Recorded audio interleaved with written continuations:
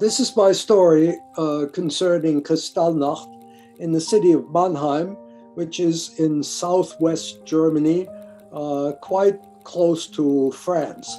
And as everyone knows, unfortunately, and on Kristallnacht, November 9th to 10th, 1938, over 300 German synagogues were destroyed. In Mannheim, they had 4 synagogues, but the big one was the liberal synagogue where my father was the chief cantor. And what the Nazis did, instead of burning it down, they put an explosive charge into the Aron, where the Torahs were housed. Where they had 122 Torahs. But they put a charge in there and destroyed all but one of the large Torahs. At any rate, the other charge was put under the organ, which was upstairs at the choir loft, and the charge blew the organ over the gallery, and it was hanging by one cable. My father was picked up as he tried to escape to Holland at the border, because in his passport, of course, there was a J, and everybody that had a J in the passport was taken to a concentration camp, and he was taken to Sachsenhausen, which is a concentration camp that actually was near Berlin. After 4 days, President Roosevelt pulled back the American ambassador and said to the Germans, "We cannot do business with barbarians who treat their own citizens this way."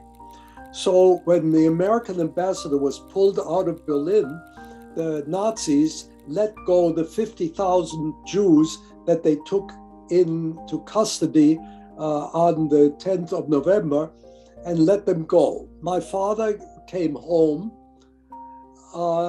and said to my mother, "I'm going to take the boy," that's me, "and we're going to go into the synagogue to rescue the music of the synagogue."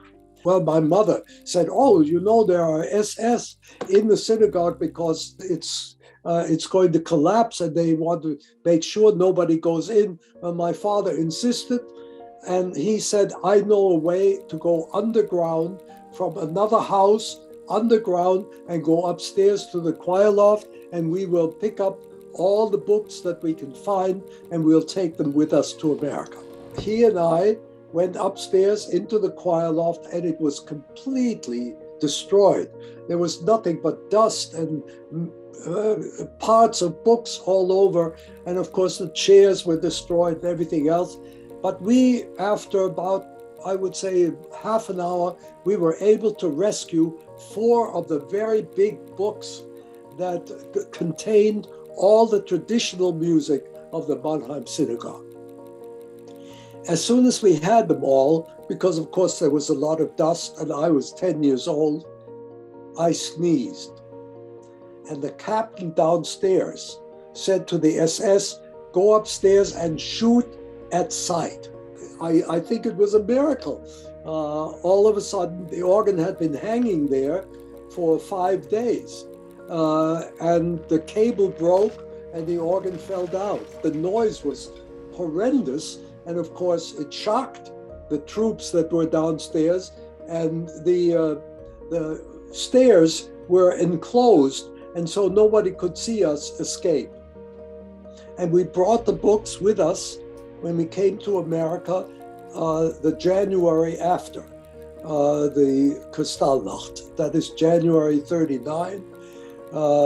My mother and father and my sister and I were able to come to America, and we brought the books with us.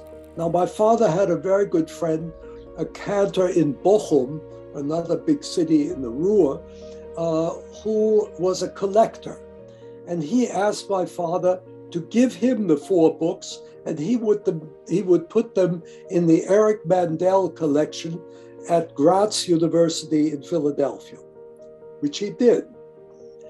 And about a year or 2 after we were here, we never went to Philadelphia to see them, but we were called by the president of Graz, who said that there was a fire in the library and the books were destroyed.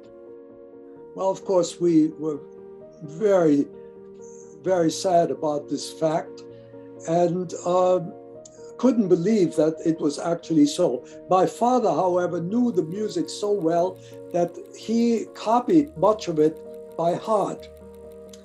However, this story has a fantastic ending because miraculously, there was really no fire in the particular room where these 4 volumes were housed.